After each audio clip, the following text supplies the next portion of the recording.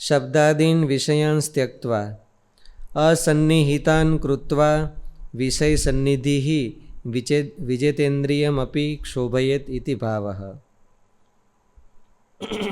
અસન્નિહિતાન કૃત્વા, મહારાજે સંતોને આજ્ઞા આપીને કે જાઓ તમે દેશમાં ફરો અને અજ્ઞાની જીવોને બોધ આપો.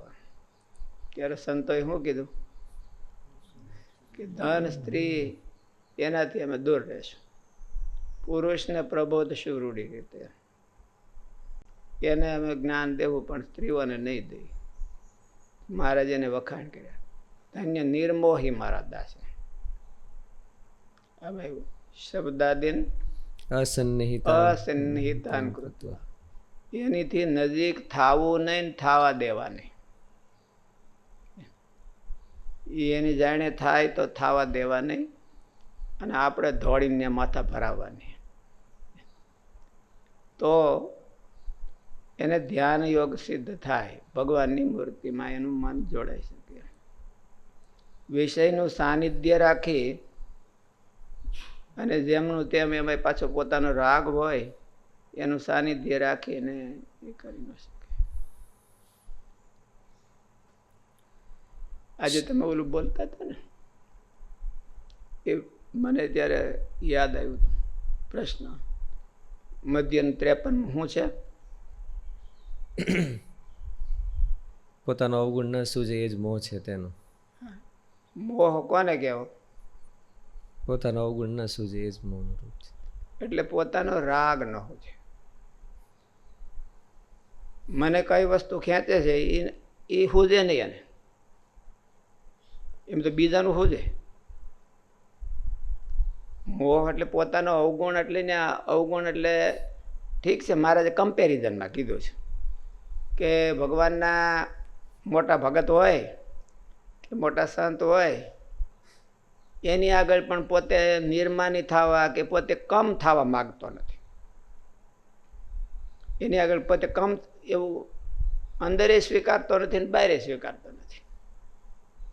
એટલે એમ મારે પણ હકીકતમાં તો મોહ છે એનું મૂળ તો રાગ છે. મહારાજ કે ઉત્તમ પંચ વિષયમાં રાગ છે એ મોહનું કારણ છે. એટલે કોઈ પણ ઠેકાણે ઉત્તમનો અર્થ શું? કમ્પેરેટિવલી પોતાને ગમી ગયા એમ. ના ના, કમ્પેરેટિવનું કંઈ નહીં. પોતાને ગમી ગયા એટલે એ એના માટે ઉત્તમ. પછી એમાંથી મન ઉખેડવું કઠણ પડે. એટલે મન ઉખેડવું કઠણ પડે, પણ એને દેખાતું જ નથી કે મારું મન અહીં પરાયણે ચોંટી ગયું છે. મારું મન પરાયણે ચોંટી ગયું છે. એટલે પોતાનો અવગુણ ન સૂજે એ અનુસંધાન તો એવું છે કે પોતાનો રાગ ન હોય. પોતાને ક્યાં રાગ છે, કેટલો છે, મને કેટલું તાણે છે એ એને દેખાય નહીં. એટલે મોહ ક્યાંથી ટાળે? મોહનું કામ જ એ છે કે એની તરફ ખેંચવું, અને એ આને દેખાતું નથી. એટલે અસન્નિહિતાન કૃત્વા, અસન્નિહિત કરવામાં ગાંગો થયા. ક્વોરન્ટાઇનમાં ગાંગા થાય છે આપણે, એની પડે લોકઅપમાં ગાંગા થાય. અસન્નિહિતાન, એને દૂર નથી કરી શકતો. ઉપાય કઈ નહીં, રાગ ઓછો કરવો અને દૂર કરવા. બીજાનો આલંબન લઈ લે. પંચ વિષયમાંથી દૂર રહી ન શકે, પણ ભગવાન સંબંધી કંઈક આલંબન હોય તો ઓલાને કાઢે. ભગવાનની સેવાનું આલંબન કરે, ભગવાનની ભક્તિનું આલંબન કરે, તો એને આધારે ઓલા દૂર થઈ શકે. એમને એકલો બેઠો હોય તો ન દૂર થઈ શકે. એટલે ભગવાને જ્ઞાન યોગ કરતા નિષ્કામ કર્મયોગ સુકર કીધો છે. પ્લેટફોર્મ બંધ કરી દે, રાગ બંધ થતો નથી જલ્દી, પણ રાગને આવવાનું પ્લેટફોર્મ બંધ કરી દે એટલે એંગેજ થઈ જાય બીજી ક્રિયામાં, ભગવાનની સેવામાં કે એમ એંગેજ થઈ જાય તો ઓલા થોડાક દૂર થાય, મગજમાંથી દૂર થાય. અમસ્તા તો દૂર હોય પણ મગજમાંથી દૂર નથી થતા. એટલે પેલા મગજમાંથી હોતી દૂર થાય.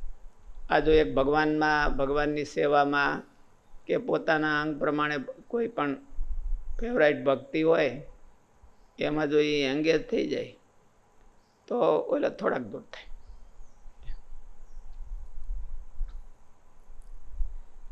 એટલે ધૃત્યાત્માનમ નિયમ્ય શબ્દાદીન વિષયાન ત્યક્તવા એટલે એને અસન્નિહિતમ કૃત્વા, એનું સાનિધ્ય રહેવા દેવું નહીં. કોઈ પણ વાતે કરીને દૂર કરો. ક્યારેક સ્થૂળ સાનિધ્ય દૂર ન થતું હોય તો નિયમથી દૂર કરી શકાય. સ્થૂળ સાનિધ્ય સમૂહ હોય તો એમાં ખાવા પીવાનું બધું હોય તો એ પોતાના નિયમથી દૂર કરવું એમ.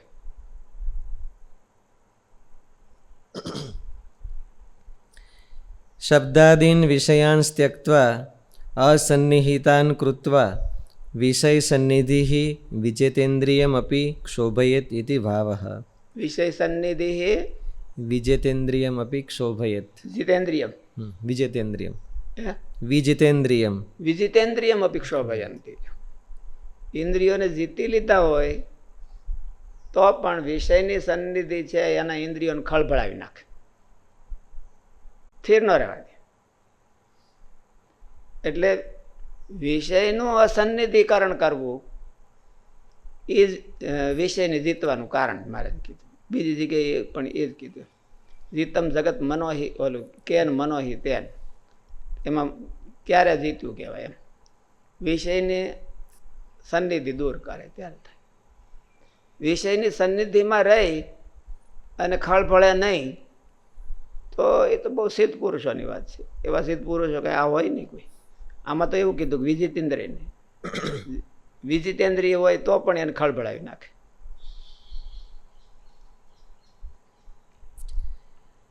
ઇન્દ્રિયોને વિષયથી વિમુખ કર્યા પછી પણ તેનો સન્નિધિ ત્યાગ જરૂરી છે, કારણ કે વિષયની સન્નિધિ જીતેન્દ્રિય પુરુષોના ઇન્દ્રિયોને પણ ક્યારેક શોભ પમાડે છે. માટે સાધકને શાશ્વત પરમાત્માને સંભાળવા છે તો વિષય સન્નિધિ પણ દૂર કરવી જરૂરી છે. નહીં તો ધ્યાન અથવા અખંડ સ્મૃતિ વિઘ્નિત થવાની સંભાવના રહે છે. તેથી જ સાચા આશયવાળા સાધકો વિષય સન્નિધિ ક્યારેય ઈચ્છતા નથી. વિષયોની દૂર જ રહે છે, આયોજન કરીને દૂર રહેશે.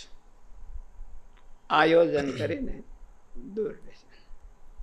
શાસ્ત્રીજી મહારાજ એક વખત હું ઓલી કેસેટ સાંભળતો હતો, એમાં બહુ સરસ સાબેલી અસંગ શસ્ત્રેણ દ્રઢેન છિત્વા.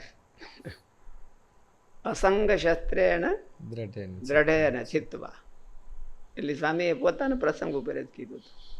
ઓલું વચનામૃત હતું ને, ઓલા ભગતે વરતાલ સ્વામી ભણતા હતા ત્યારે એક સારું વચનામૃત હતું. એટલે એ ભગત હતા કોઠારી ક્યાં કહે છે, એટલે એને સ્વામી બહુ સારા સંત, એટલે એને પ્રેમ કે આલ્યો ધર્મજીવનદાસજી તમારે આ વચનામૃત રાખજો. એટલે સ્વામી કે મારી પાસે છે બધા. એટલે ના ના બહુ આ સારું છે. ત્યારે નિર્ણય સાગર પ્રેસનો પ્રૂફિંગ ને પ્રિન્ટિંગ ને બાઇન્ડિંગ ને બહુ વખણાતું. એટલે કે બહુ સારું છે રાખજો. પછી બહુ આગ્રહ કર્યો એટલે સ્વામી લઈ લીધું. લઈને પછી એક દી એ ક્યાંક કામમાં હશે ભગત, ત્યાં પણ પછી લઈને મૂકી આવ્યું. પછી વળી ભગતને ખબર પડી કે પેલું કેમ મૂકી ગયા પાછું, શું કરવા ન રાખ્યું? આમ મોટા હોય એટલે આમ થોડાક યાદથી શું કરવા ન રાખ્યું? આપણે કે મારે સેજ બીજું તો મારે. પછી સ્વામી આ બહુ સરસ બોલ્યું, અસંગ શસ્ત્રેણ દ્રઢેન છિત્વા તથા પદમ તત્પરિમાર્ગિતવ્યમ.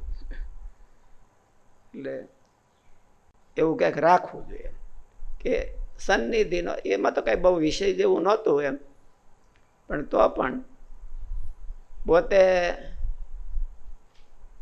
ઓલા રાગથી રહિત તો થવું જોઈએ. અને શું કે મુક્ત સંગ, એના સંગથી મુક્ત થવું જોઈએ, રાગથી મુક્ત થવું જોઈએ. પોતાની જાતને મુક્ત કરવી જોઈએ, એની પોતાની તપાસ કરતો રહેવો જોઈએ, તો મુક્ત સંગત. એની તો એમને ક્યાં થઈ જાય. નાની નાની વાત આવતી હોય એમાં આપણું મન લલચાતું હોય એનો ત્યાગ કેમ કરાય એની રીતભાત શીખવી જોઈએ.